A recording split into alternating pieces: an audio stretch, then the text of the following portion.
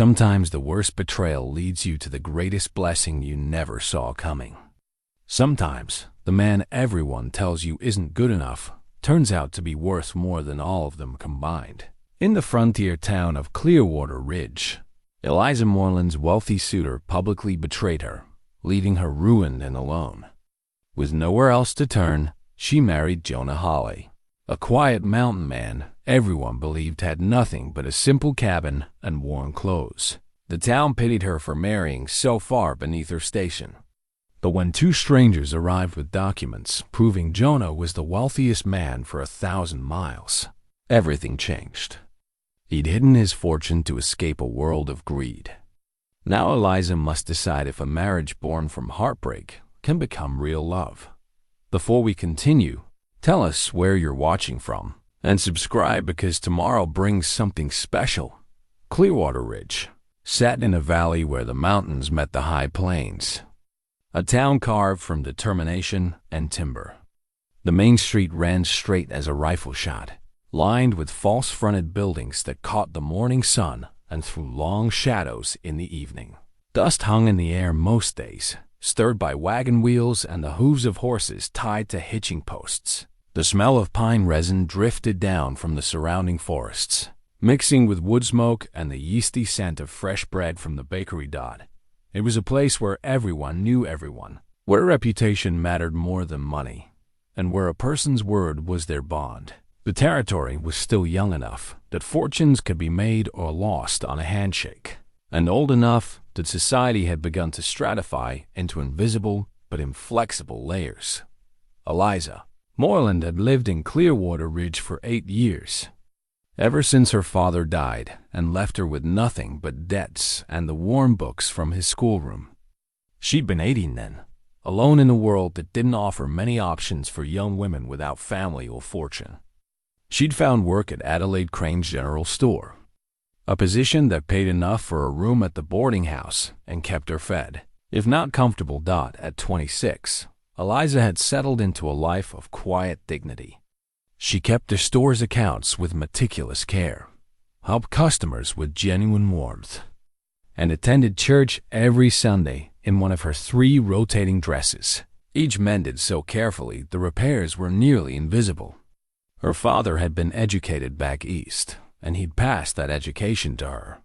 She could quote poetry, discuss philosophy, and cipher numbers faster than most men in town. But education didn't pay bills or secure futures, especially not for women.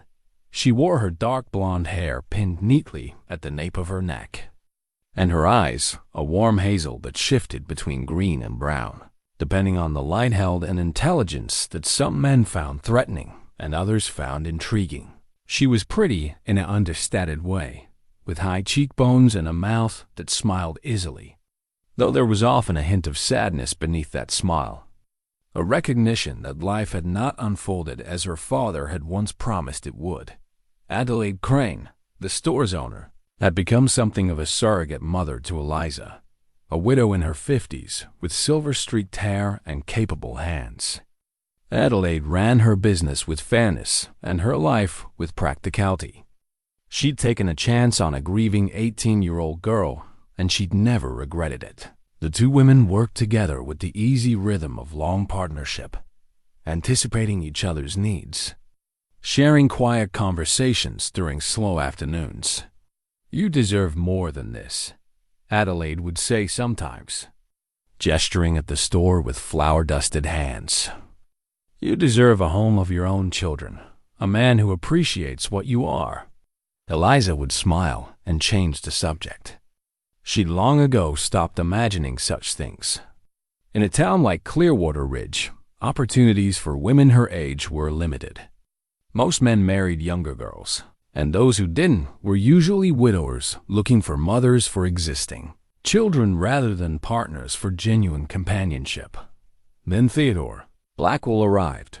He came to Clearwater Ridge in the autumn, 6 months before everything fell apart.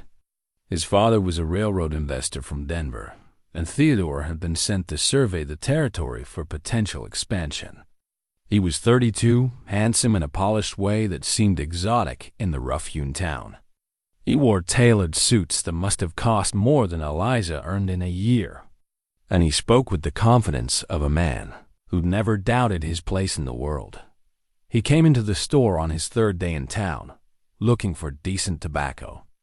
Eliza helped him, and he lingered, asking questions about the town, the territory, the people.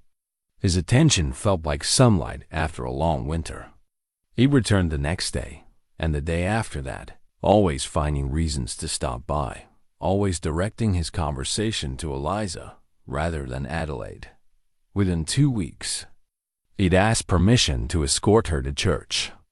Within a month, he was calling every Sunday afternoon, sitting in the boarding house parlor while the landlady chaperoned from a discreet distance.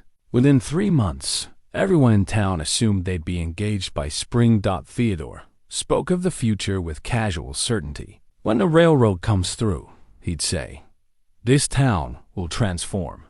The right people, positioned properly, will prosper. He'd look at Eliza meaningfully when he said it, and she'd allow herself to imagine being one of those right people, finally secure, finally certain of her place. He brought her small gifts, a hair ribbon from Denver, a book of poetry, a cameo brooch that had belonged to his grandmother. She wore the brooch to church, and the other women noticed, their glances confirming what Eliza barely dared to believe, that she was being courted seriously, that her years of patient waiting might finally yield the stability she craved. Reverend Samuel Porter, who'd known Eliza since she'd arrived in town, offered gentle counsel. Theodore seemed sincere, he said, but test the depth of a man's character before you tie your life to his. Surface charm is easy. Genuine integrity is rare. Eliza had nodded, but she'd been too hopeful to heed the warning. Theodore was attentive, complimentary, seemingly devoted. He spoke of values and principles. He treated her with respect in public. What more could she ask for? There were moments brief, easily dismissed when doubt flickered. The way Theodore's eyes would appraise other women when he thought Eliza wasn't watching. The casual condescension in his voice when he spoke of simple people in town. The way he'd steer conversations toward money and status more often than toward ideas or feelings. But Eliza had pushed these observations aside. No one was perfect. She certainly wasn't. Perhaps she was being too critical, too cautious. Adelaide had been less easy to convince. I don't trust a man who needs to remind everyone how important he is, she'd said once, quiet enough that only Eliza could hear. Truly important men don't need to advertise it. But by then, Eliza was too invested in the dream to let wisdom interfere. For the first time in 8 years, she'd allowed herself to imagine a different life. A real home, not just a boarding house room. Children, perhaps. A partner to share the weight of existence. Security that didn't depend on a single employer's continued goodwill. She should have paid more attention to the man who came to town once a month, driving a wagon loaded with furs and wild game. Jonah Hale lived somewhere up in the mountains, in a cabin no one from town had ever visited. He was perhaps 35, tall, and lean, with dark hair and darker eyes that seemed to take in everything while revealing nothing. He dressed in warm buckskin and homespun, spoke rarely, and conducted his business with quiet efficiency. He'd been coming to Clearwater Ridge for 5 years, always selling to the same buyers, always purchasing the same supplies: flour, salt, coffee, ammunition, tobacco. He was unfailingly polite, paid in cash, and left without lingering. Some people found him unsettling. Others simply forgot about him the moment he disappeared back into the mountains. Eliza had noticed him, though. It was hard not to notice a man who moved with such contained purpose, who seemed so comfortable in silence. He'd nod to her when he came into the store, and she'd nod back. Their interactions limited to good morning and thank you, ma'am. But she'd caught him watching her sometimes, his expression unreadable, and she'd felt an odd flutter of awareness before dismissing it as foolishness.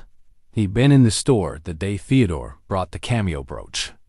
And she'd seen something shift in Jonah's eyes as Theodore clasped it around her neck with proprietary satisfaction. But Jonah had said nothing, just paid for his supplies and left. And Eliza had forgotten about it in the warmth of Theodore's attention. She should have paid attention. Should have noticed the quality of Jonah's silence, the intelligence in his eyes, the way he treated everyone with the same quiet respect regardless of their station. Should have recognized that genuine character often wore humble clothes, while false character dressed itself in expensive fabric. But she'd been 26 and tired of struggle, and Theodore had promised her everything she thought she wanted. So she'd smiled at his compliments, accepted his gifts, and planned for a future that existed only in imagination. Spring came early that year, melting the snow by March, bringing wildflowers to the meadows and hope to Eliza's carefully guarded heart. The town planned a social for April, a celebration of the season's renewal. Theodore had hinted that he might have something special to announce. Eliza had allowed herself to believe she knew what that announcement would be. She'd been so very, very wrong. The spring social was held in the town hall, a building that served triple duty as meeting place, dance floor, and occasional courtroom. Someone had strung paper lanterns from the rafters, and the ladies had brought their best dishes to cover 2 long tables. The fiddle player was tuning his instrument in the corner, and laughter already filled the space with warmth that pushed back against the cool evening air outside. Eliza had spent more than she should have on fabric for a new dress. It was a soft blue that Adelaide said brought out the green in her eyes, with a modest neckline and carefully pressed skirt. She'd styled her hair with extra care, pinning it in a softer arrangement that framed her face. She wore Theodore's grandmother's cameo at her throat, the weight of it a promise she'd allowed herself to believe in. She arrived with Adelaide, who closed the store early so they could help with preparations.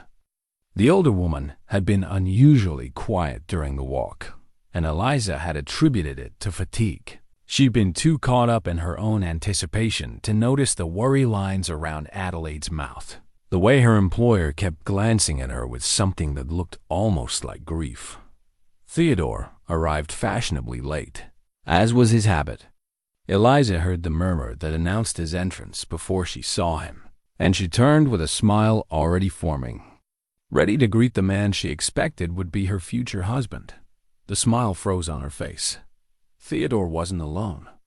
On his arm was a woman Eliza had never seen before, stunning in a way that made Eliza's careful new dress feel suddenly shabby. She wore emerald silk that must have come from San Francisco or even further, with a neckline that pushed the boundaries of propriety and a confidence that announced she didn't care. Her hair was dark and elaborately styled, her skin pale and perfect, her jewelry catching the lantern light with expensive sparkle. Theodore's smile was broad and utterly unconcerned as he surveyed the room. When his eyes found Eliza's, there was no guilt in them, no apology, just a flicker of something that might have been satisfaction before he looked away. Reverend Porter stepped forward, his usual social duty to welcome newcomers. But Theodore spoke first, his voice carrying across the suddenly quiet room. "Friends," he said, and the word felt like mockery. "I'm delighted to introduce Miss Carolyn Ashford of San Francisco, daughter of James Ashford, whose railroad investments many of you may have heard of." He paused, letting the weight of that name settle. James Ashford was one of the wealthiest men in the West, and as of this morning, my fiancé. The silence that followed was absolute. Eliza felt it like a physical blow, stealing the air from her lungs, turning her legs to water. The room tilted slightly, and she reached for the table beside her, gripping the edge hard enough that her knuckles went white. Theodore continued, seemingly oblivious to the shock rippling through the crowd. "We'll be married in San Francisco this summer. Caroline has graciously agreed to join me here for a brief visit so she might see the territory that will make our fortune." He turned to Eliza then, and his expression was perfectly calibrated, apologetic but firm. as if he were delivering unfortunate but necessary news. "Miss Moreland, I must apologize for any misunderstanding that may have arisen from my attentions these past months. I hope you'll understand that business considerations sometimes require difficult decisions." Any misunderstanding. As if their 6 months of courtship, his gifts, his promises, his talk of their future together had been nothing more than a misinterpretation on her part. As if she'd invented the whole relationship from thin air. Eliza couldn't speak, couldn't move. The cameo at her throat felt like it was choking her. Callan Ashford smiled, an expression that held pity and something sharper, something almost like triumph. "I do hope we might still be friends, Miss Moreland," she said, her voice honey-sweet and utterly false.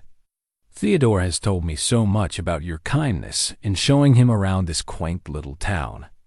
Quaint, kindness.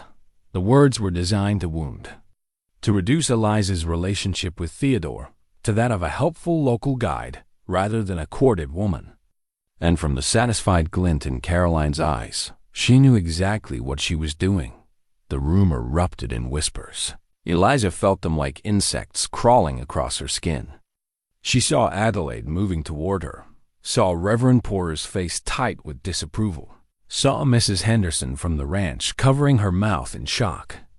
But she also saw other faces, Mrs. Garrett, the boarding house landlady, looking at her with calculation, Mr. Thompson, the bank manager, averting his eyes. Young Sarah Mills, barely 16, smirking behind her hand as if Eliza's humiliation was entertaining. She had to leave. Had to get out before she broke completely, before she gave them all the satisfaction of watching her cry. She released her grip on the table, willing her legs to hold her, and turned toward the door. "Eliza, wait!" Adelaide called. But Eliza couldn't stop. If she stopped, she'd shatter. She made it outside before the first sob escaped. The cool evening air hit her face, and she gulped it down, trying to breathe through the pain that felt like it was splitting her chest open. She'd been a fool. Worse than a fool. She'd believed him. She'd trusted him. She'd let herself hope. Behind her, the murmur of voices grew louder as people processed what had just happened. She heard Theodore's laugh, easy and unconcerned. Heard someone say, "Poor thing," she really thought, before another voice hushed them. Eliza walked, then ran, her vision blurred with tears she could no longer hold back.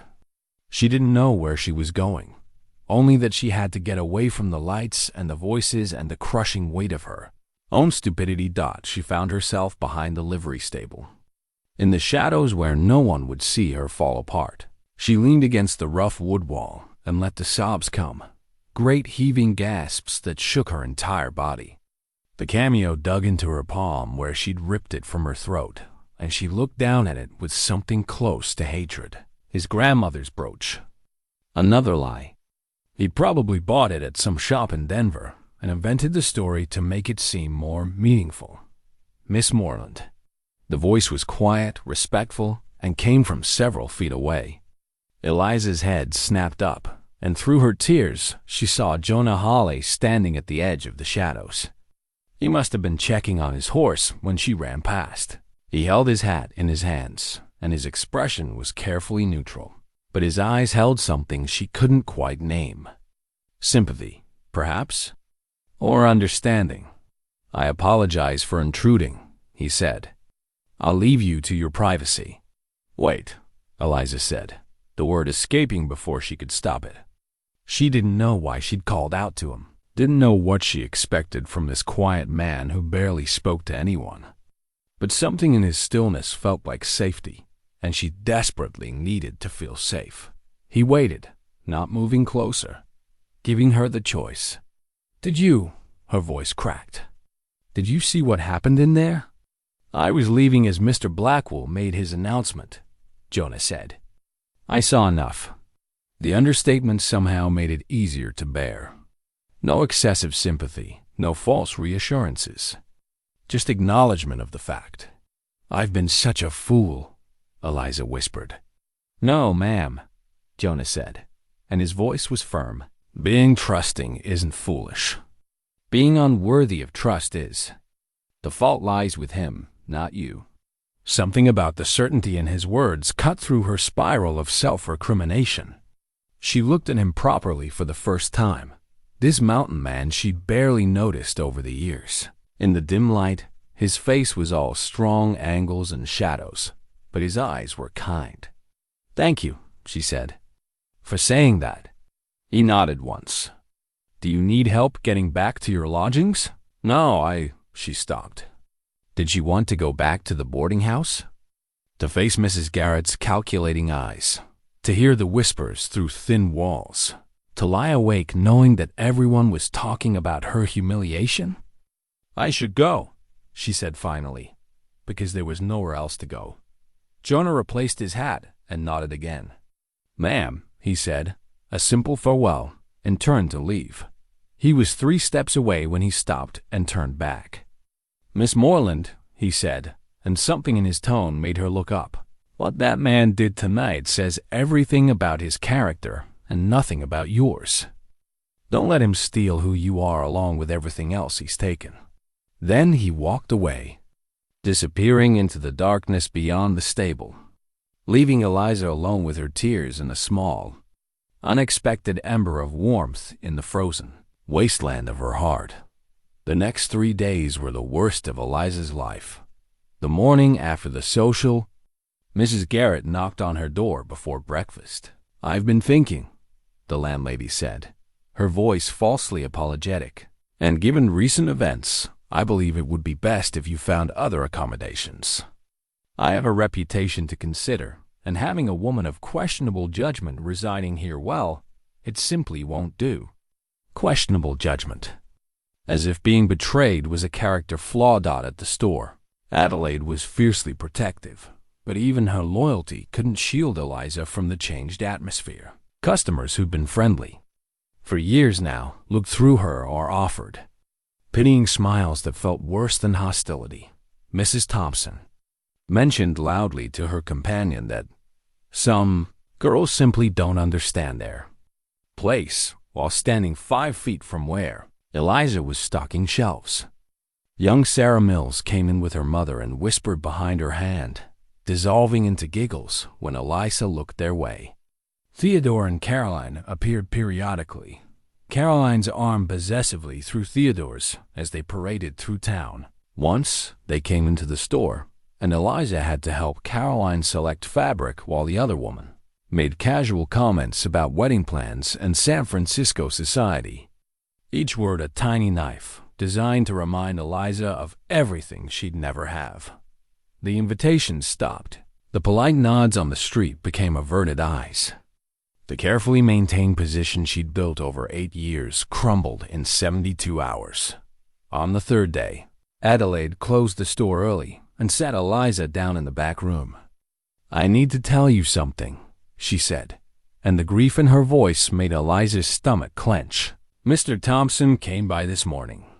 He's concerned that the store's reputation is being damaged by recent associations. He suggested that perhaps a change in staffing might be advisable. He wants you to dismiss me," Eliza said flatly. "I told him to go to hell," Adelaide said fiercely. "This is my store, and I'll employ who I damn well please." "But Eliza," her voice softened, "I can protect you here, but I can't protect you from the whole town. And without lodgings, without prospects." "I know," Eliza said. The numbness that had settled over her made it easier to face the truth. She had no family, no home, no future in Clearwater Ridge. Theodore hadn't just broken her heart. He'd destroyed her life. That evening, as she sat in her boarding house room packing her few possessions into a carpet bag, there was a knock at the door. She opened it to find Jonah Hale standing in the hallway, hat in hands, looking distinctly uncomfortable but absolutely determined. "Miss Moreland," he said, "I'd like to speak with you, if you are willing." 2 months into their marriage, summer settled over the mountains with a warmth that made the high country bloom. Wildflowers carpeted the meadows, and the days stretched long and golden. Eliza found herself falling into the rhythms of mountain life more easily than she'd imagined possible. She'd grown stronger, her hands roughening from work, but her body feeling more vital than it had in years of indoor labor. She could split kindling now, tend the garden without exhausting herself, even handle the horses with growing confidence. The mountain air suited her, and the isolation that had initially frightened her began to feel like freedom. But her curiosity about Jonah grew with each passing. They thought he was careful about certain things, particular about which supplies he bought on his monthly trips to town, protective of a locked wooden chest beneath the bed in the loft. Sometimes distracted in ways that suggested his mind traveled to places he didn't speak of. Once, she'd woken in the night to hear him talking in his sleep. Words she couldn't quite make out, but that sounded like grief. One afternoon, while Jonah was checking his trapline, Eliza was cleaning the cabin more thoroughly than usual. She developed a routine for these deeper cleanings, moving furniture, sweeping beneath, dusting places that didn't see regular attention. She pulled books from the shelf to dust behind them, and the leather-bound journal fell to the floor, landing open. She shouldn't have looked. She knew that. But her eyes caught on a page before she could stop herself, and what she saw made no sense. The journal wasn't a diary.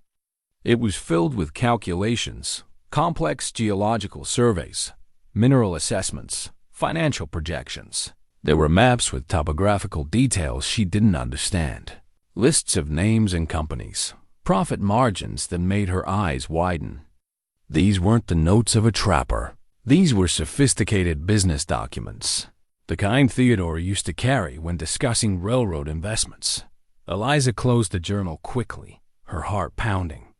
She slipped it back onto the shelf, but her mind raced with questions. Who was Jonah Hale? What was he doing with mining surveys and financial calculations? Why would a mountain hermit need this kind of information? For the first time since arriving at the cabin, Eliza felt uneasy. She'd trusted him, had been forced to trust him.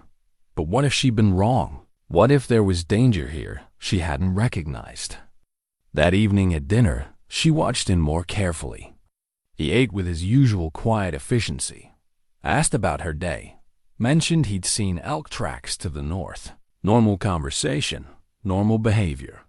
Nothing threatening. And yet, Jonah, she said, setting down her fork, what did you do before you came to live here? He looked up, something guarded flickering across his face. Various things. Why do you ask? I'm curious about you, Eliza said, which was true, if incomplete. We've been married 2 months, and I know almost nothing of your past. Jonah was silent for a long moment, his expression unreadable. Some things are better left in the past, he said finally. They don't matter to who I am now, don't they? Eliza pressed, surprising herself with her boldness. You're educated. Your books aren't those of a simple trapper. You speak like someone who had advantages, opportunities. Yet you live alone on a mountain, avoiding people? Why? Maybe I just prefer solitude, Jonah said, his tone cooling. I don't believe that, Eliza said. You're lonely. I see it in your eyes sometimes. Whatever drove you here, it wasn't preference. It was escape. Jonah's jaw tightened. He stood abruptly, taking his plate to the wash basin. I've given you safety and respect, Eliza. That should be enough. My past is my own business. I'm your wife, Eliza said, standing as well. Don't I deserve to know who you really are? He turned to face her, and she saw genuine conflict in his expression, the desire to tell her warring with whatever kept him silent. No, he said finally. Not yet. Maybe not ever. Some truths change everything, and I'm not ready to risk that. Risk what? Eliza demanded. This, Jonah said, gesturing between them. Whatever this is becoming. The peace we found here. Your trust. His voice softened slightly. I've given you as much honesty as I can. Please don't ask for more. Eliza wanted to argue, wanted to demand answers to the questions piling up in her mind. But something in his eyes stopped her real fear, barely concealed. Whatever he was hiding, it mattered deeply, and pushing him might shatter the fragile bond they'd built. "All right," she said quietly, "but Jonah's secrets have a way of revealing themselves. And when they do, they hurt worse if they come from hiding than if they come from honesty." "I know," he said. "Believe me, I know." The warmth between them cooled after that conversation. They remained polite, continued their chess games, maintained their routines. But distance had crept back in, a reminder that they were still strangers bound by circumstance rather than true understanding. A week later, their nearest neighbors visited, the Henderson family, from a ranch about an hour's ride to the east. Eliza had heard Jonah mention them but never met them. They arrived in a wagon with 3 children ranging from 6 to 12. All freckled and energetic. Martha Henderson was a capable woman in her 40s, with weathered hands and kind eyes. Her husband, Robert, was gruff but friendly. They brought gifts: fresh eggs, butter, a loaf of bread, an obvious curiosity about Jonah's new wife. "We heard about your marriage," Martha said to Eliza while the men talked outside and the children explored the clearing. "Wanted to meet the woman who finally convinced this one to take a wife." There was something in her tone that made Eliza look up sharply. "You know Jonah well?" "As well as he lets anyone know him," Martha said. "He's helped us more than once over the years. Good man. Very good man, though he tries to hide it." She paused, studying Eliza. "You're fortunate, Mrs. Hawley. Not many women get the chance to marry a man of such." She seemed to search for the right word. "Such substance." Substance. Another curious word choice. Another hint at depths Eliza couldn't fathom. "He's been kind to me," Eliza said carefully. "Kinder than I had any right to expect." "He would be," Martha said. "Kindness runs deep in some men. Usually the ones who've known cruelty." Her eyes held knowledge she clearly wouldn't share. "Whatever brought you to this marriage, Mrs. Hawley, I hope you'll give it and him a real chance. He deserves happiness. God knows he's earned it." The words stayed with Eliza long after the Hendersons left, their children waving enthusiastically from the wagon. She watched Jonah wave back, saw the way his expression softened when he looked at the family, and wondered what losses had made solitude seem preferable to such simple joy. That night, unable to sleep, Eliza did something she knew was wrong. She waited until she heard Jonah's breathing settle into the rhythm of sleep, then crept to the loft ladder. She climbed carefully, quietly, until she could see the space where he slept. The locked chest was there, beneath his narrow bed. She'd never been curious enough to violate his privacy before, but Martha Henderson's words had awakened something, not just curiosity, but concern. What was he hiding that required such secrecy? She didn't touch the chest, couldn't bring herself to that level of betrayal. But she saw other things in the dim moonlight filtering through the loft window. Clothes hanging from pegs that were far finer than anything Jonah wore daily. A pocket watch on the small table beside his bed, silver and clearly expensive. And books, a stack of them, different from those downstairs. Business ledgers, legal documents, correspondence with official-looking seals. Her heart hammered. Whatever Jonah was hiding, it wasn't just personal history. It was identity itself. She climbed back down as quietly as she'd ascended and returned to her room. But sleep eluded her entirely. She lay awake, questions spinning through her mind. Who had Jonah been before he became a mountain hermit? What had driven him to abandon a life that clearly included wealth and education? And most troubling of all, could she trust a man who'd built their entire relationship on incomplete truth? By morning, she'd made a decision. She wouldn't confront him again, wouldn't push for answers he wasn't ready to give. But she would watch, would pay attention, would piece together the puzzle of Jonah Hawley from the clues he unknowingly left behind. She owed him that much. The patience he'd shown her, returned in kind. But she also owed herself protection. Theodore had taught her the danger of blind trust. She wouldn't make that mistake again, even with a man who'd shown her nothing but kindness. The truth, whatever it was, would eventually reveal itself. And when it did, Eliza would be ready to decide whether the man she'd married was someone she could truly trust, or just another beautiful lie wearing a different face. The tension between them grew subtle but undeniable. Eliza continued her household duties. Jonah continued his work, but the easy companionship that had been developing fractured into careful politeness. Their chess games became less frequent, their conversations more guarded. Then, 3 days after her midnight discovery, Eliza found the pocket watch. She'd been gathering Jonah's clothes for washing when it fell from the pocket of the trousers he'd worn the day before. It hit the floor with a solid thunk, and she bent to retrieve it automatically. The silver case was cool in her palm, beautifully engraved with a pattern of leaves and vines, but it was the initials on the back that made her freeze. JMH, not JH3 initials. And unless Jonah had a middle name he'd never mentioned, these weren't his initials at all. Or rather, they were more than the name he'd given her. Her hands trembled as she opened the case. Inside was a watch face of remarkable quality, and opposite it, a small photograph. A family portrait. A distinguished older man, an elegant woman, and 2 young men who might have been brothers. One of them was unmistakably a younger Jonah, perhaps 20 years old, dressed in expensive clothes and standing in what looked like a formal parlor. This wasn't the photograph of a trapper's family. This was wealth. This was society.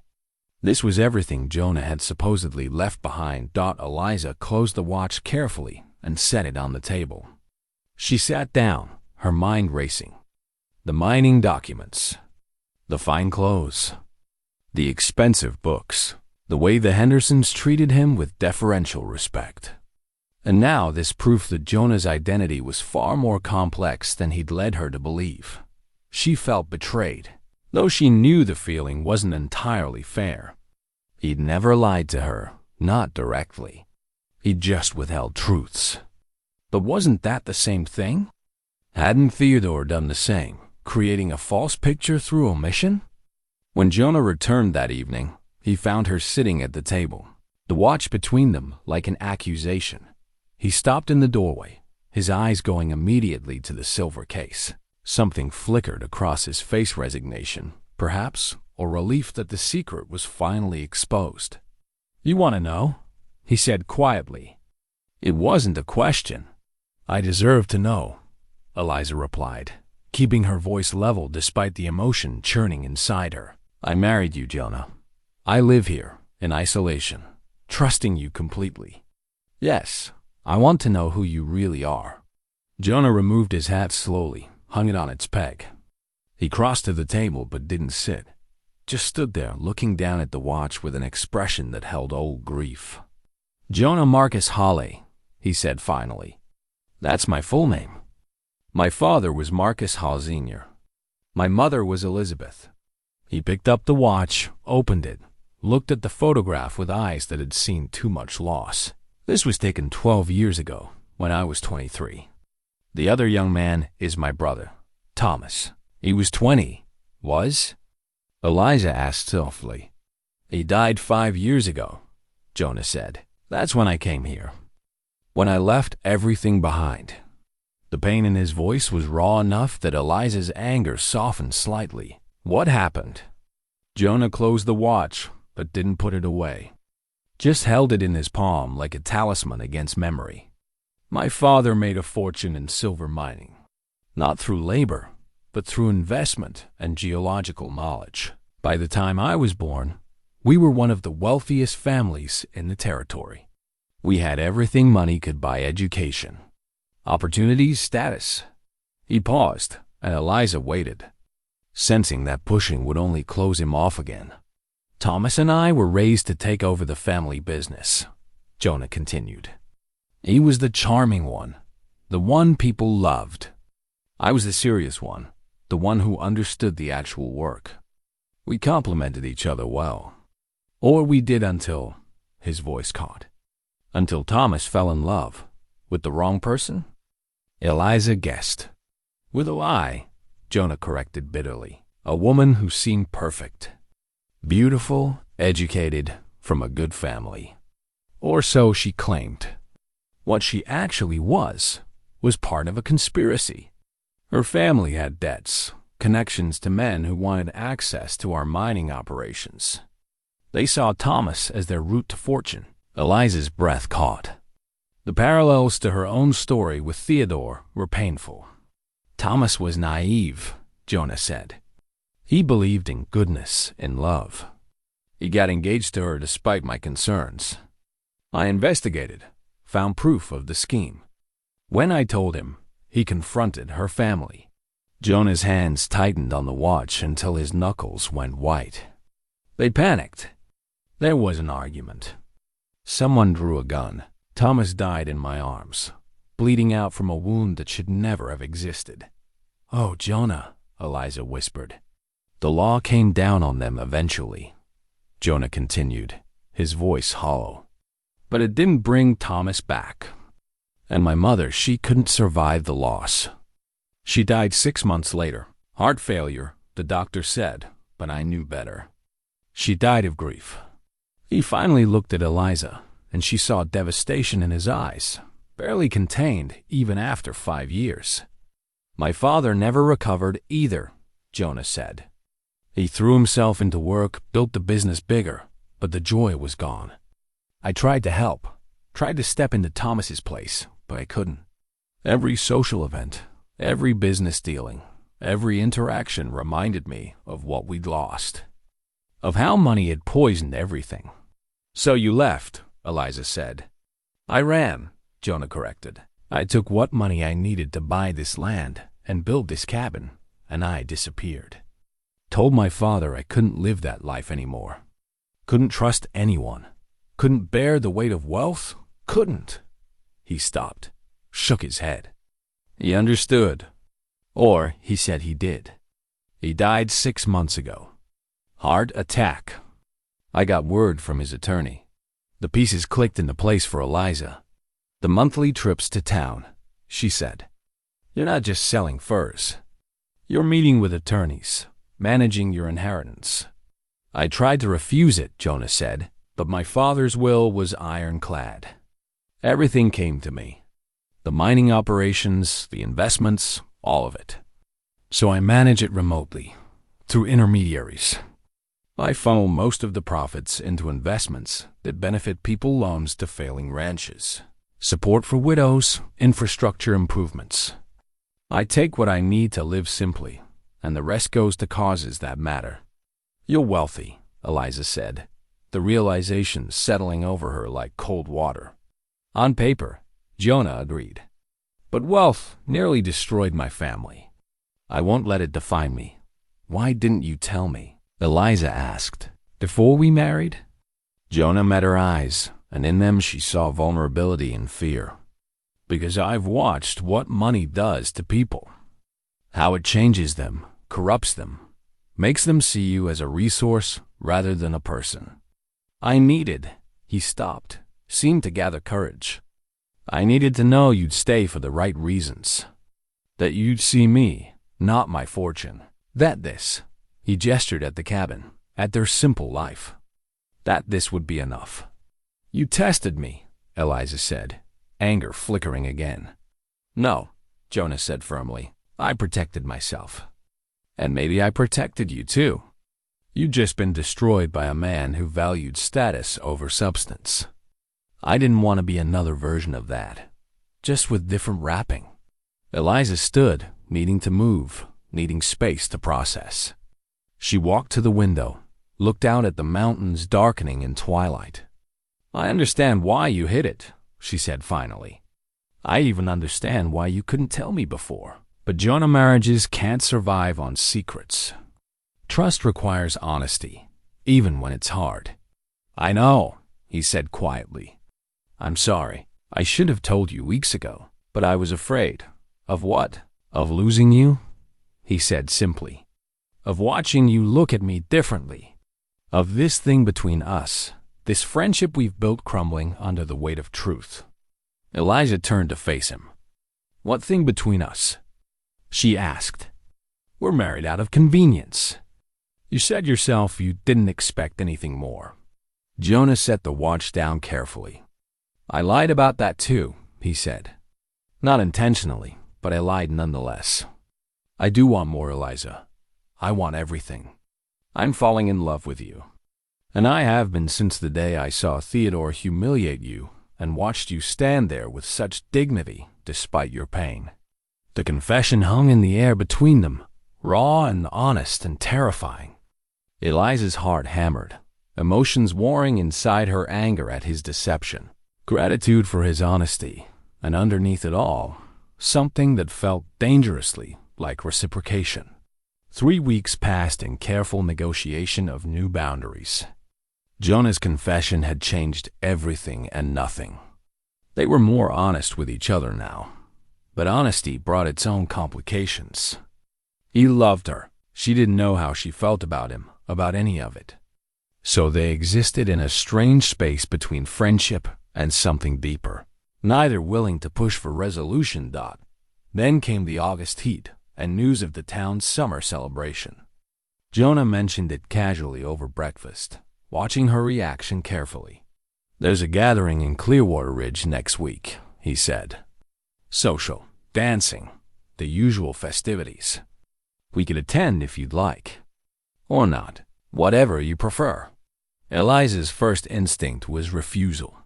The thought of facing those people again, of seeing Theodore and Caroline, made her stomach clench. But something else stirred beneath the fear. Defiance, perhaps. Pride. She'd left town humiliated and defeated. Maybe it was time to show them she'd survived. I'll go, she said, if you're willing to escort me. Something shifted in Jonah's expression. Approval, maybe, or satisfaction. I'd be honored, he said. The day of the celebration arrived hot and bright. Eliza wore her best dress, mended but clean, and tried not to think about how shabby she'd look compared to Caroline's undoubtedly expensive wardrobe. Jonah dressed in his usual simple clothes, though she noticed they were newer than most, less worn. The ride to town felt longer than usual, tension building with each mile. When they finally arrived, Eliza's hands were trembling. Jonah noticed and covered one of them briefly with his own. You don't have to do this, he said quietly. We can turn back. No, Eliza said. I need to face them. Need to show them. She stopped. Show them what? That she was fine? That she didn't care? Both would be lies, but necessary ones. The town square was decorated with bunting and lanterns. Tables groaned under the weight of food. Musicians tuned their instruments on a makeshift stage. People clustered in familiar groups, talking and laughing. The scene was achingly normal, as if Eliza's world hadn't ended here 3 months ago. Heads turned as they entered. Whispers rippled through the crowd. Eliza felt every eye on her, judging, assessing, speculating. She lifted her chin and kept walking.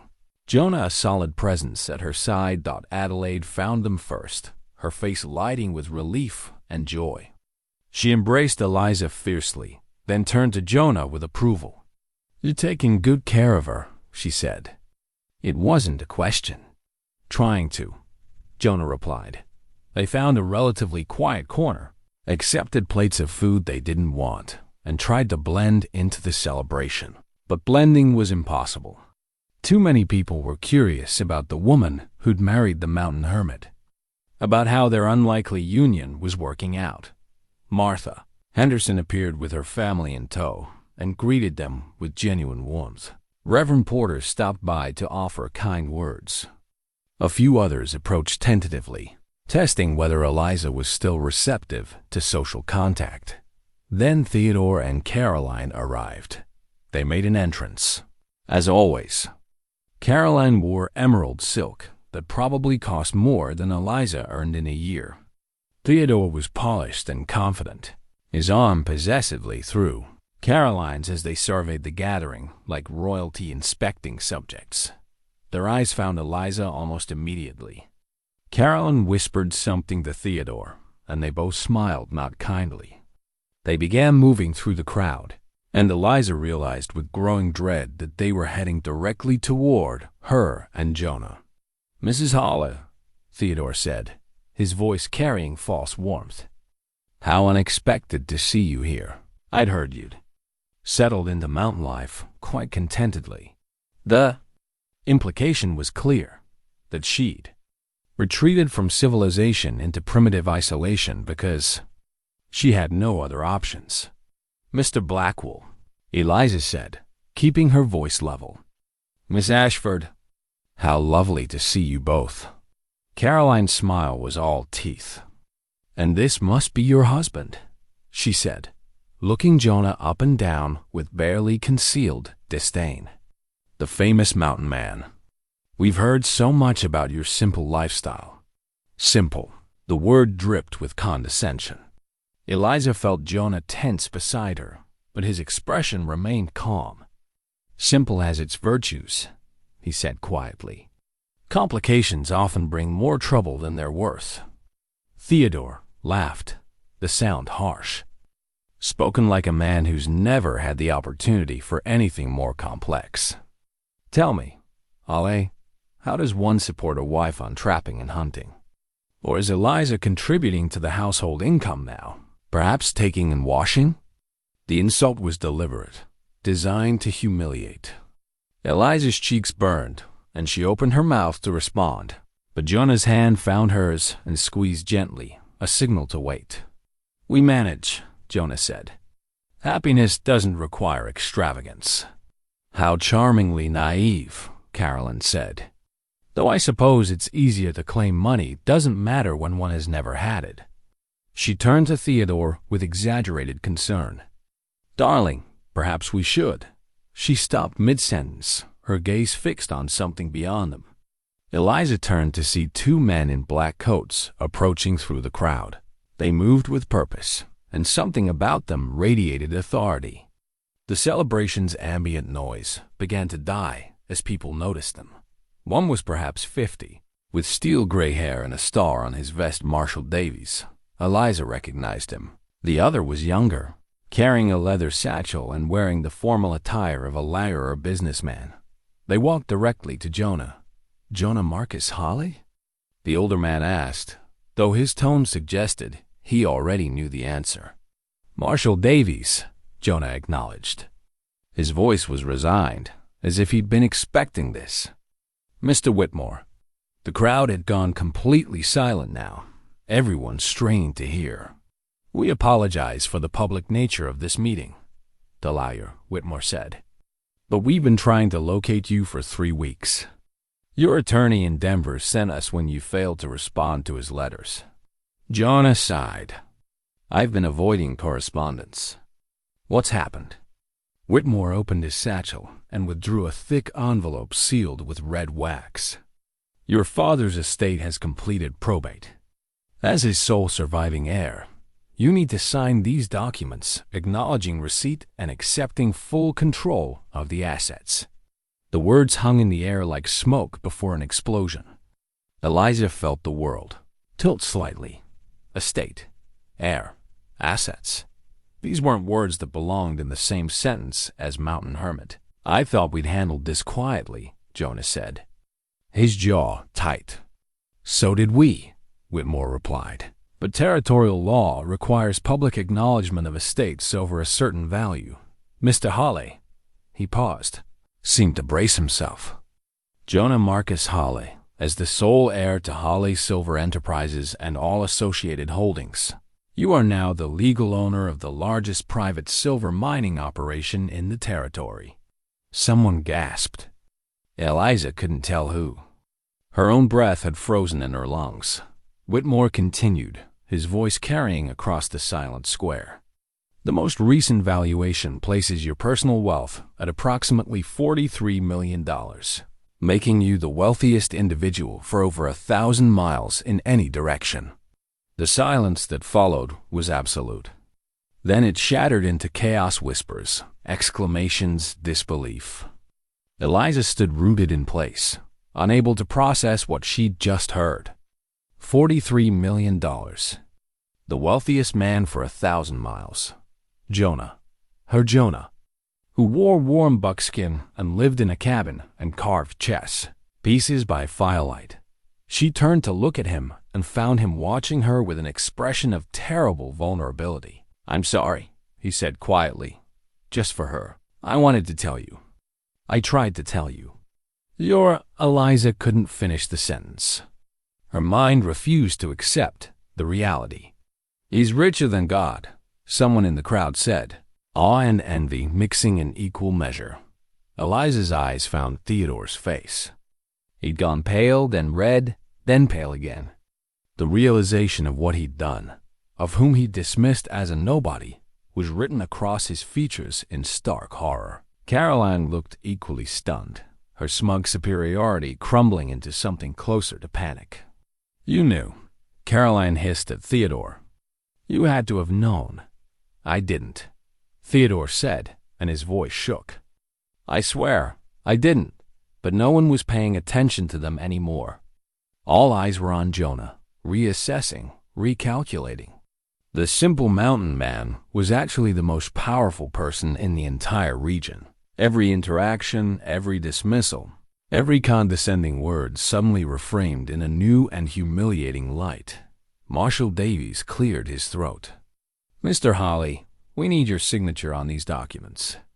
Your attorney has been managing operations remotely as per your instructions, but there are decisions requiring your direct authorization." Jonah took the papers, his movements mechanical. "I'll review them tonight and return them tomorrow." The attorney recommended immediate, Whitmore began. "Tomorrow," Jonah repeated, his voice firm despite the chaos. He turned to Eliza, and she saw desperation in his eyes. "Can we go, please?" Eliza nodded mutely. She couldn't speak, couldn't think. The man she'd married, the man she'd been learning to trust, maybe even learning to love, was someone entirely different than she'd believed.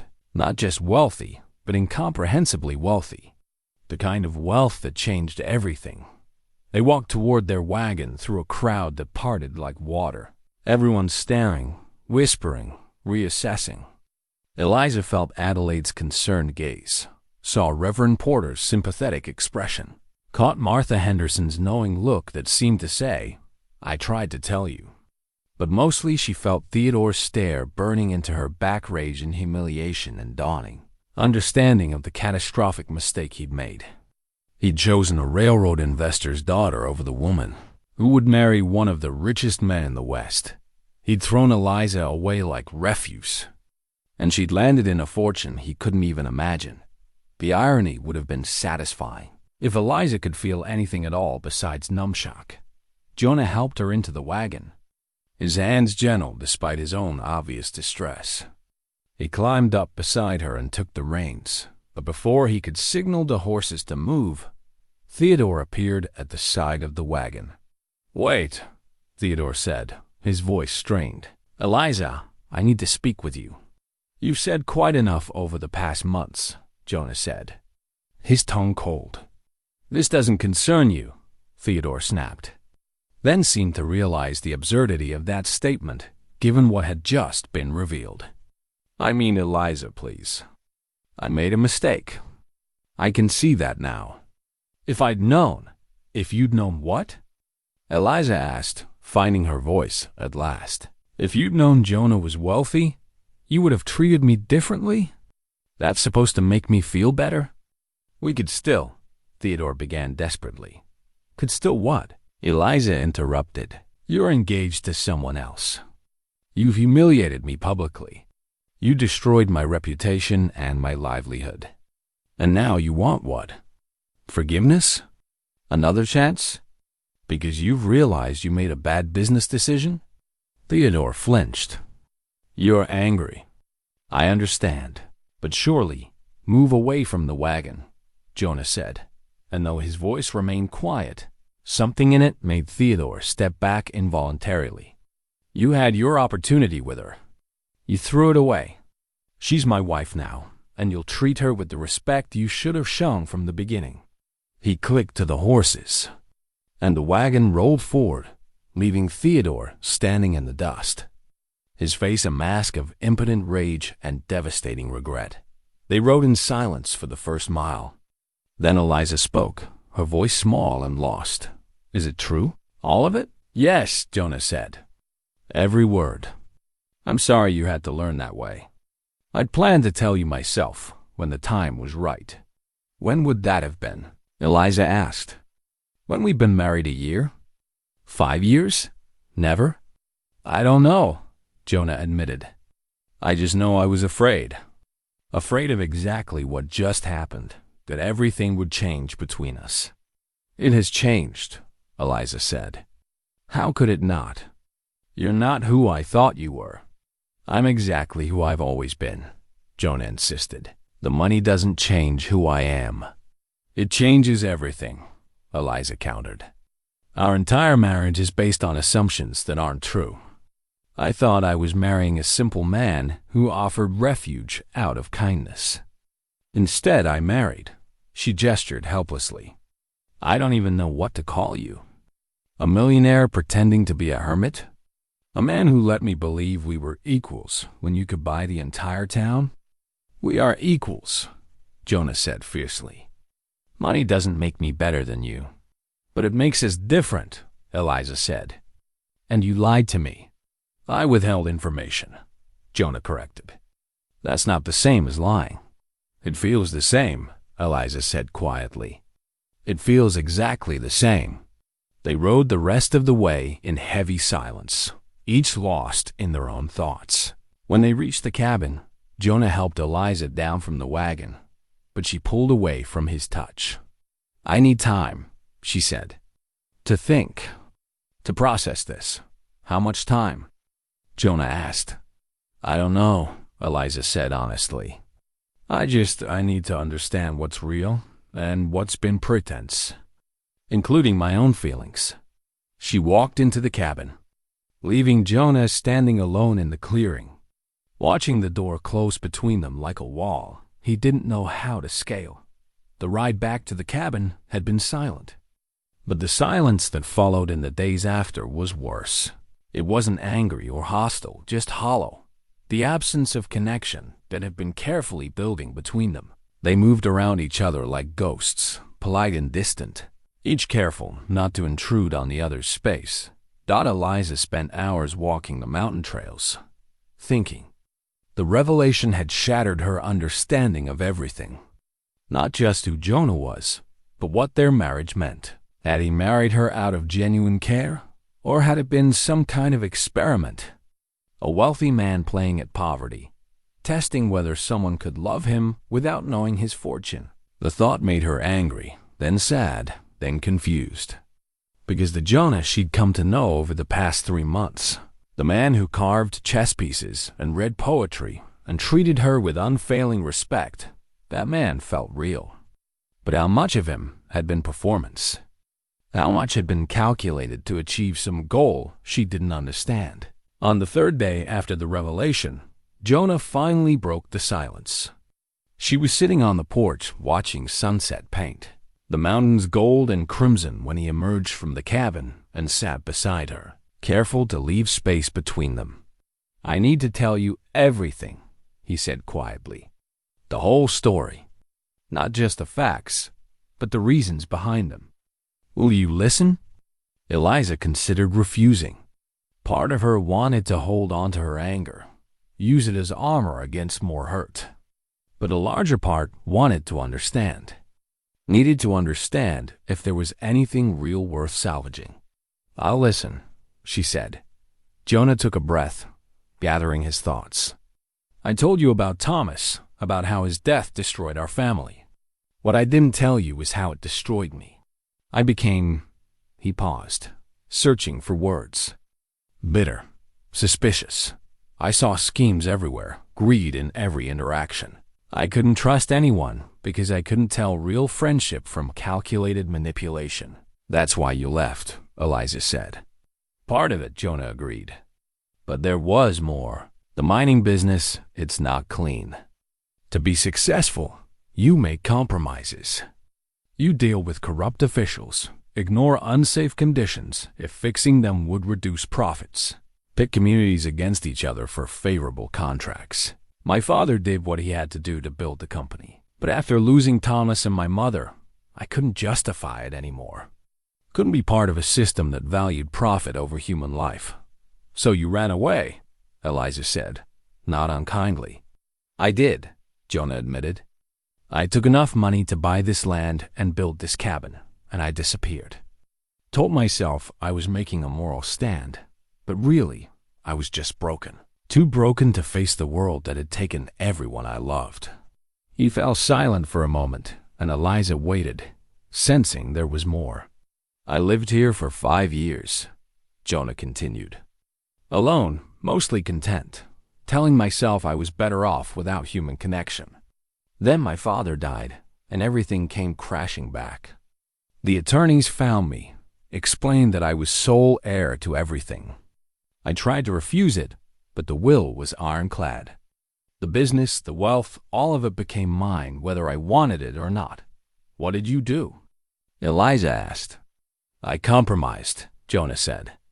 I hired a manager I trust to run daily operations. Installed better safety measures, improved wages, stopped the worst of the corrupt practices. I funneled most of the profits into investments that actually help people loans to struggling families. Infrastructure improvements, education funding. I keep enough to live on and maintain the cabin, but the rest goes to causes that matter. That's admirable, Eliza said, and meant it. It's penance, Jonah corrected. For running away, for leaving others to deal with problems I could have helped solve, but I still couldn't face going back to that world. So I managed everything remotely through intermediaries. Kept living here, kept pretending I was just a mountain man with no responsibilities beyond his trapline. He turned to look at her then, and his eyes held a vulnerability that made her heart ache. Then I saw you at that social, he said. Saw Theodore humiliate you. Saw you stand there with such dignity despite the pain. And I saw something I recognized, someone broken by betrayal, someone who'd lost faith in humanity's goodness. I saw myself 5 years earlier. So you decided to save me? Eliza asked, not quite managing to keep the bitterness from her voice. No, Jonah said firmly. I decided to offer you what no one offered me, a safe place to heal without judgment or expectation. But Eliza, his voice softened. It wasn't entirely selfless. I was lonely, desperately lonely, though I wouldn't admit it. And something about you, your strength, your intelligence, the way you'd survived 8 years of hardship without losing your essential kindness. I was drawn to that. To you. But you didn't tell me the truth, Eliza said. Because I was a coward, Jonah replied simply. I'd watched Thomas die because of wealth-motivated treachery. I'd seen how money corrupted every relationship my family had. I couldn't bear the thought of you seeing me differently once you knew. Couldn't risk watching whatever we were building crumble under the weight of expectations and assumptions. So you let me believe we were equals, Eliza said. Let me feel grateful for basic shelter. When you could have... She stopped, shook her head. You could have given me anything. Everything. Instead, you let me scrub floors and mend worn clothes and feel lucky to have a roof over my head.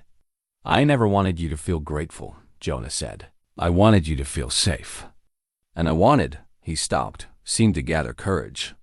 I wanted you to see me, the real me, not the fortune. I wanted to know if what developed between us was genuine or just another version of what Thomas experienced, someone attracted to wealth rather than the person. That's not fair, Eliza said. You never gave me the chance to prove I could see past the money. You're right, Jonah acknowledged. It wasn't fair. I was protecting myself at your expense. I see that now. But Eliza, he reached for her hand, then stopped himself. Everything I felt, everything I said about falling in love with you, that was real. The only real thing in years. Eliza sat with that, feeling emotions war inside her. Anger at the deception, understanding of his fears, confusion about her own feelings. And underneath it all, A truth she'd been avoiding. She'd been falling in love with him too. With the quiet, thoughtful man who carved chess pieces and read poetry and treated her like she mattered. The money didn't change those things, but it changed everything else. "I don't know what to do," she said finally. "I don't know how to trust you again." "I'm not asking you to trust me," Jonah said. "Not yet. I'm asking you to let me prove I'm worthy of trust. Give me time to show you that the man you've been living with, that's who I really am. The wealth is just circumstances, not character." Before Eliza could respond, they heard hoofbeats approaching. Both stood, instantly alert. Visitors were rare this far from town, and after the public revelation, neither was eager for more intrusions. Theodore Blackwell rode into the clearing on a fine horse, looking distinctly uncomfortable. He dismounted, tied the horse to the porch rail, and approached with his hat in his hands, a gesture of supplication that would have been laughable if Eliza weren't so exhausted by everything. "I apologize for intruding," Theodore said, his eyes darting between them. "But I needed to speak with you both, privately, if possible." "We have nothing to say to you," Jonah said coldly. "Please," Theodore said, and there was genuine desperation in his voice. "Just 5 minutes. Then I'll leave and never bother you again." Eliza wanted to refuse, wanted to send him away with the contempt he deserved. But curiosity won out. 5 minutes, she said.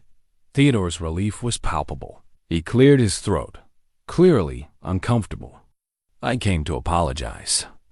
Properly apologize, not the pathetic display at the celebration. What I did to you, Eliza, there's no excuse for it. I was selfish, calculating, and cruel. I treated you as a convenience rather than a person. And when something better came along, I discarded you without thought for the consequences." "We know what you did," Eliza said. "What's your point?" "My point is that I'm sorry," Theodore said. "Genuinely sorry. Not because I found out your husband is wealthy, though yes, that makes my mistake staggeringly clear, but because I've had time to reflect on my actions. Caroline and I—" He stopped, shook his head. "It's not working. She's exactly what I deserve, actually. Calculating, cold, interested only in status and appearance. We're perfectly matched in our superficiality." "This is fascinating," Jonah said dryly, "but we still don't care." "I'm not asking for forgiveness," Theodore said quickly. "I don't deserve it. I'm asking," he looked at Eliza directly, "I'm asking if you're all right. If you're happy, if this marriage," he gestured at Jonah, "if it's what you want, or if you married him out of desperation the way I pushed you to." The question hung in the air, and Eliza realized it was the same question she'd been asking herself. Had she married Jonah out of desperation, or had it become something real? "That's none of your business," she said finally. "You're right," Theodore agreed. "But I ruined your life, Eliza. I need to know I didn't ruin it permanently. That you found something genuine after I destroyed everything else." Despite everything, Eliza felt a flicker of sympathy. Theodore was trapped in his own consequences, married to someone as empty as he'd proven himself to be, facing a lifetime of exactly what he'd chosen. The irony was almost painful. "I'm fine," she said. "Better than fine, actually. Not because of money," she glanced at Jonah, "but because I found someone who treats me with respect, who sees me as a person rather than an ornament or a convenience. Whether that becomes lasting love or remains respectful partnership, it's more than I had with you." Theodore nodded slowly, his expression mixing relief and regret. "Good. That's good. He's a fortunate man." He replaced his hat, turned to leave, then stopped. "For what it's worth, I hope you'll be happy together. Both of you. You deserve it more than I deserve Caroline." He rode away, leaving them standing together in the clearing. After a moment, Eliza laughed a short, sharp sound that held no humor. "Did that really just happen?" she asked. Apparently, Jonah replied. He looked at her cautiously. What you said to him, did you mean it? Which part? The part about finding someone who treats you with respect, Jonah said. About that being more valuable than what you had before. Eliza considered the question seriously. Despite her anger, despite her confusion, was it true? Yes, she said finally. I meant it. Whatever else has happened between us, you've never treated me as less than your equal. Even with all your wealth, you've never made me feel small or dependent or grateful for crumbs. That matters. It's the only thing that matters to me, Jonah said quietly. That you know your worth, regardless of circumstances or bank accounts or anything else. They stood together watching the last light fade from the sky, not touching, but not as distant as they'd been. Something had shifted, not resolution, exactly, but maybe the beginning of understanding. I need more time, Eliza said finally, to sort through all of this, to understand what I feel versus what I think I should feel. Take all the time you need, Jonah replied. I'm not going anywhere. That night, lying in her small room, Eliza took inventory of her feelings with ruthless honesty. She was angry at Jonah's deception. That was real. She was confused about his motivations, also real. But underneath both, there was something else. Relief. Relief that the man she'd been falling for wasn't a fantasy. Relief that his kindness hadn't been false, just incomplete. Relief that the respect he'd shown her was genuine, not dependent on ignorance of his true station. And there was something more. Something she'd been avoiding acknowledging. She was falling in love with him. Not because of his wealth, she'd been falling before she knew about that, but because of who he was when stripped of everything but character. A man who'd lost everything and chosen kindness anyway. A man who'd been given the world and chose simplicity. A man who treated her as valuable when she felt worthless. The money complicated things, but maybe it didn't change them. Maybe the question wasn't whether she could love a wealthy man, but whether she could trust one. And that, she realized, was a question only time and Jonah's actions could answer. I don't want to live in society, Eliza said slowly, thinking through what she really wanted. I've seen what that world does to people, how it corrupts and compromises. But I don't want to hide from it either. There has to be a balance. Tell me what that looks like to you, Jonah said. Eliza clasped the locket, drawing strength from its familiar weight. I want to keep the cabin. Keep this life as our foundation. But I want to do more than just manage wealth remotely. I want to be involved in decisions about how it's used. Want to help choose which families receive loans, which communities get support. Want to make a real difference, not just write checks from a distance. You'd be good at that, Jonah said.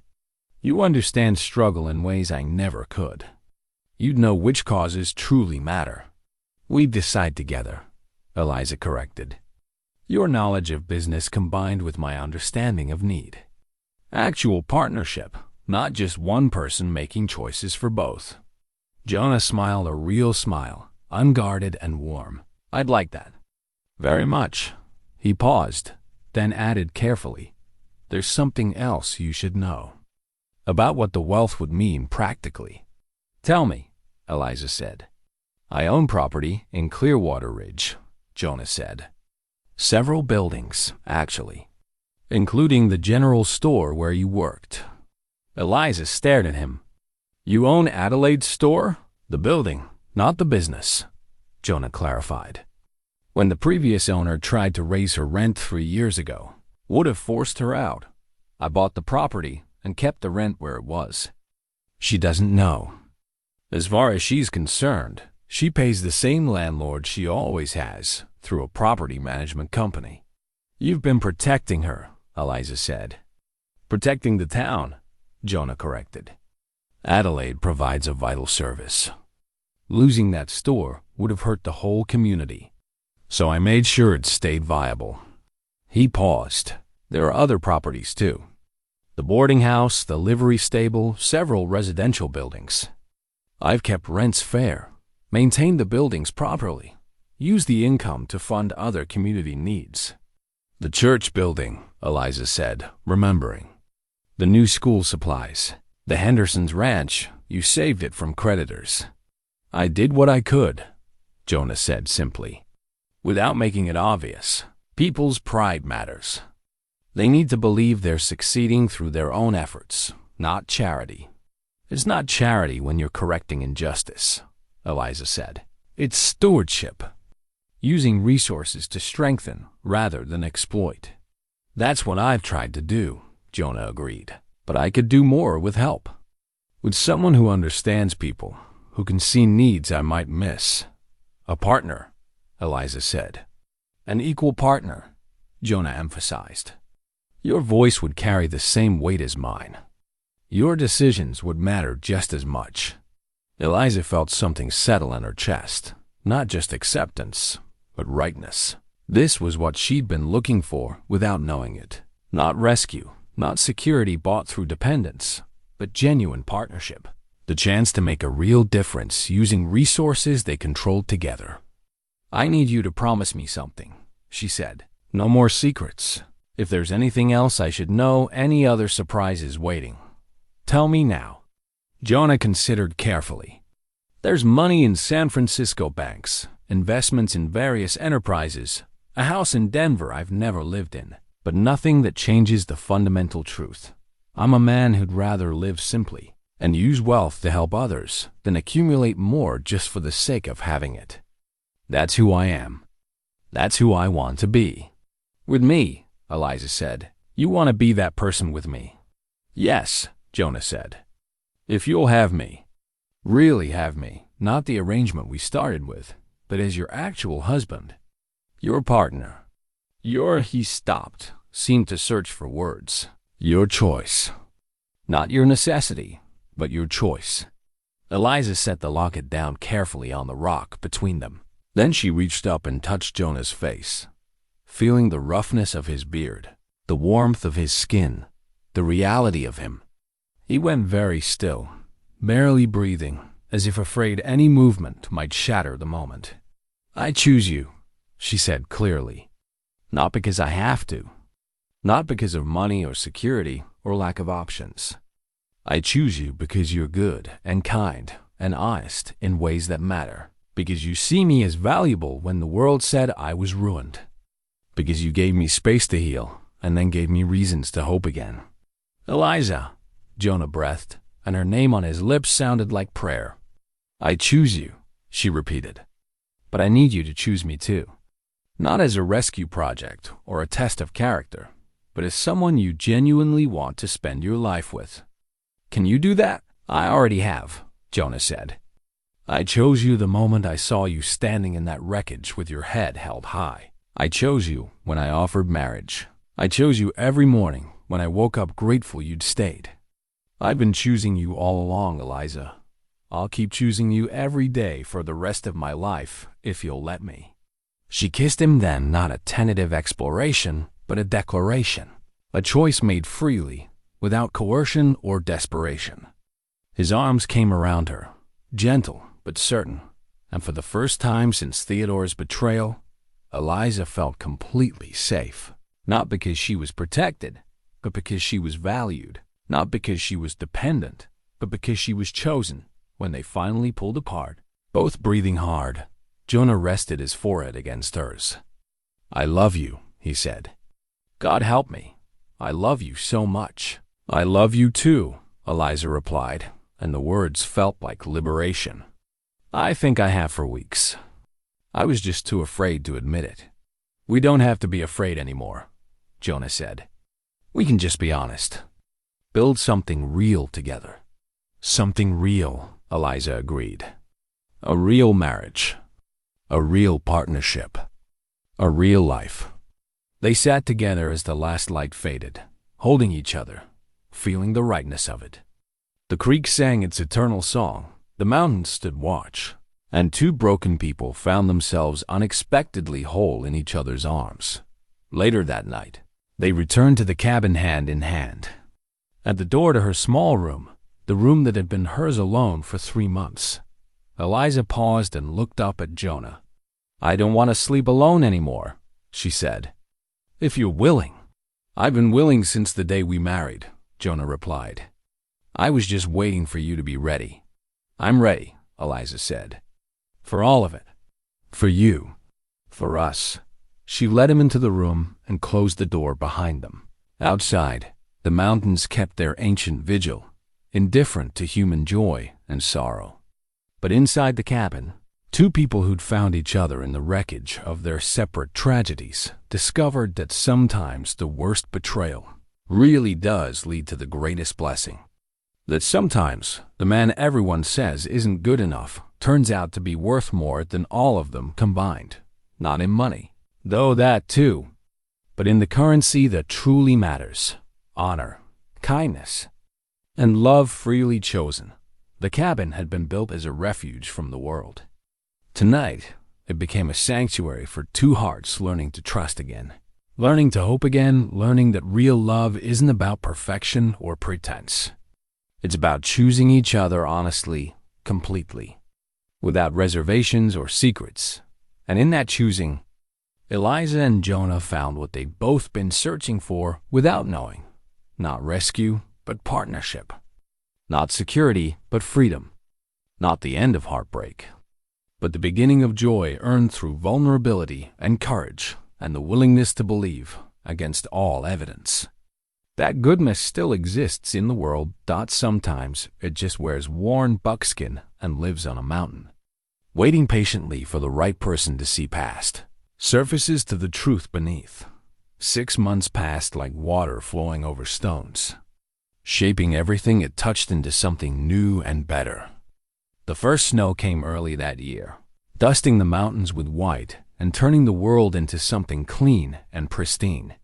Eliza stood at the cabin window, watching it fall, her hand resting on the barely perceptible swell of her belly, and felt a contentment she'd never imagined possible. The cabin had grown not in size, but in warmth. Jonah had moved his few possessions down from the loft, and they'd transformed Eliza's small room into a proper bedroom for two. The loft now awaited its future purpose, a nursery, though they hadn't spoken that word aloud yet. Some joys were too precious to rush. They'd found their rhythm as partners in every sense. Twice a month, they traveled to town for business meetings. Eliza had insisted on being present for all decisions about the mining operations and investments. She discovered an aptitude for understanding people's needs, for seeing through false claims to genuine circumstances. Together, they directed funds to expand the school, improve the doctor's office, support 3 widows starting their own businesses. Adelaide's store had received mysterious improvements: new shelving, a better stove, repairs to the roof, all arranged through the property management company. Adelaide suspected, of course. She'd looked at Eliza during their last visit with knowing eyes and said simply, "Your husband's a good man. I'm glad you found each other." The town had adjusted to the revelation of Jonah's wealth with predictable variety. Some treated them with newfound deference that both found uncomfortable. Others, like the Hendersons and Reverend Porter, treated them exactly as they always had, with respect earned through character rather than circumstance. Those were the relationships they valued, the people they invited to the cabin for occasional dinners and honest conversation. Theodore and Caroline had married in a lavish ceremony in San Francisco, according to gossip that reached even the mountains. Eliza felt only distant pity when she heard. Caroline had gotten her wealthy husband, Theodore his advantageous connection. They'd achieved exactly what they'd calculated for, and Eliza suspected they were both miserable in their success. She'd sent Theodore a letter, brief and final. "I forgive you for what you did. Not because you've earned it, but because holding anger serves no purpose. I hope you find whatever you're looking for. I found everything I need." He'd never responded, and she hadn't expected him to. That chapter of her life was closed, its lessons learned and integrated. She'd been broken by his betrayal, but that breaking had led her exactly where she needed to be. This morning, She and Jonah had ridden into town together for a special purpose. Eliza had insisted, despite Jonah's concerns about her traveling in her condition. "I'm pregnant, not fragile," she'd said. "And this matters." They'd met with Adelaide first, presenting her with revised lease terms. The property management company has decided to transfer ownership of the store building to its primary tenant. Jonah had explained, his face carefully neutral. In recognition of 20 years of exemplary stewardship and community service. Adelaide had stared at the deed in her hands, tears streaming down her weathered face. "I can't accept this," she'd whispered. "You already have," Eliza had replied gently. "It's done. The building is yours. You've earned it 100 times over." "This is you too," Adelaide had said, looking between them. "All of it, the repairs, the stable rent, now this." "Why?" "Because you gave me a job when I had nothing," Eliza had said. "Because you taught me that family isn't just blood. Because the town needs you, and we need to make sure you can keep doing what you do best." They'd left Adelaide crying happy tears and moved on to their next appointment, the bank, where they'd arranged funding for a new hospital. Then the land office, where they'd purchased property for a library. Then Reverend Porter's church, where they'd made a donation in Thomas Hale's name for a youth education program that would give other young people the advantages he'd never lived to fully use. Now, back at the cabin as snow fell in earnest, Eliza felt the baby move for the first time, a flutter so faint she almost missed it. She gasped softly, and Jonah looked up from the book he was reading. "What is it?" he asked, immediately alert. "Come here," Eliza said, reaching for his hand. She placed it on her belly, holding it there, waiting. Another flutter, stronger this time. Jonah's expression transformed wonder and joy and something close to reverence. "That's our child," Eliza confirmed. "Our daughter or son. The next chapter of whatever we're building together." "I never thought I'd have this," Jonah said quietly. "A family, real partnership. The chance to be happy instead of just safe." "Neither did I," Eliza replied. 6 months ago, I thought my life was over. Now I can't imagine wanting any other life than this one." "No regrets?" Jonah asked. "About the wealth, the complications, everything that comes with who I am." Eliza considered the question seriously. Did she regret knowing the truth? Regret. The adjustment, the occasional intrusion of business, the careful balance they maintained between simple living and responsible stewardship. "No regrets," she said finally.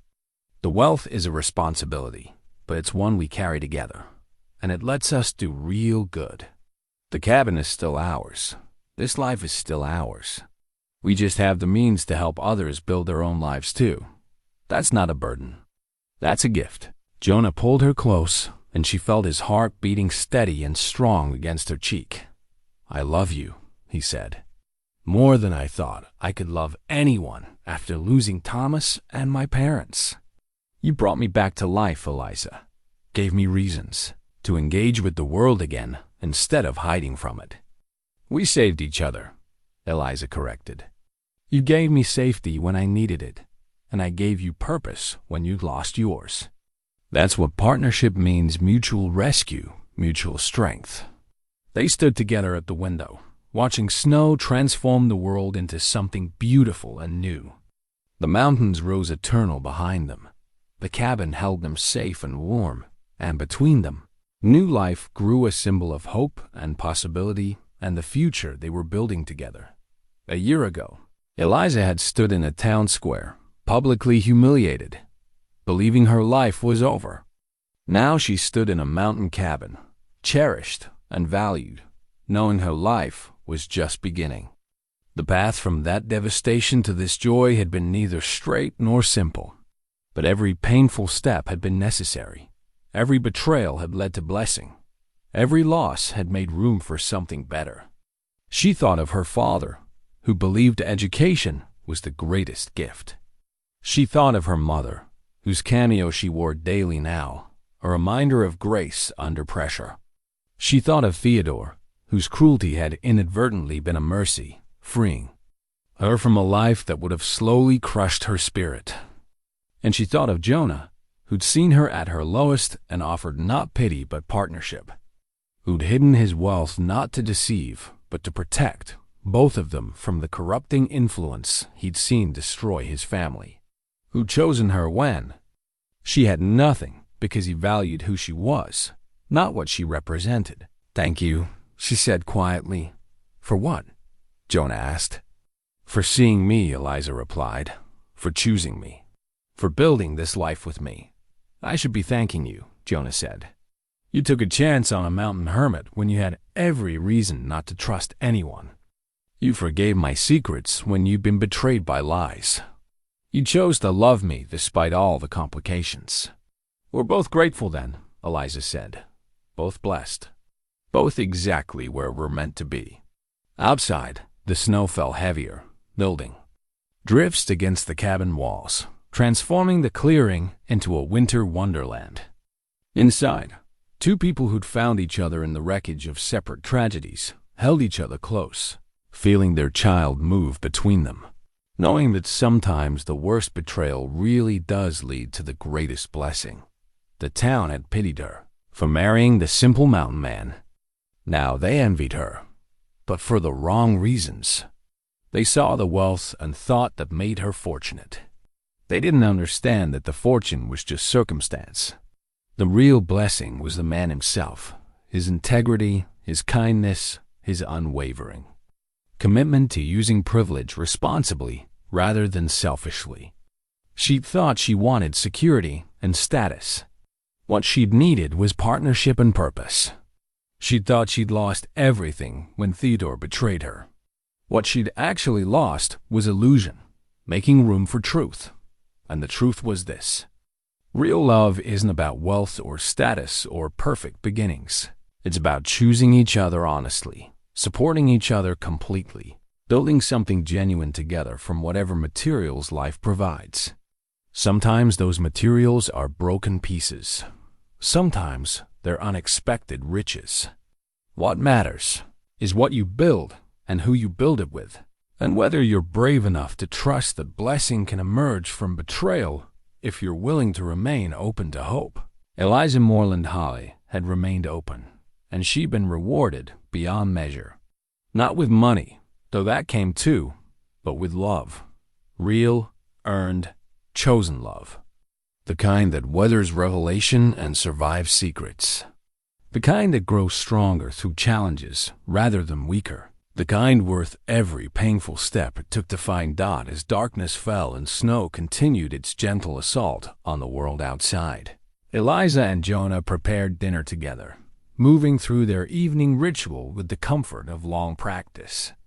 They ate by lamplight, played chess. Eliza won, which delighted them both, and retired to their shared bed with the contentment of people who found their place in the world. Tomorrow would bring new challenges. There were always decisions to make, communities to support, responsibilities to manage. But tonight was for gratitude, for peace, for the simple joy of being together. The cabin on the mountain had been built as a refuge from pain. It had become a sanctuary for joy. And in that transformation lay the whole story. Sometimes what seems like an ending is actually a beginning. Sometimes the man everyone says isn't good enough is exactly who you need. And sometimes, against all odds and expectations, heartbreak leads to the greatest love story you never knew you were meant to live.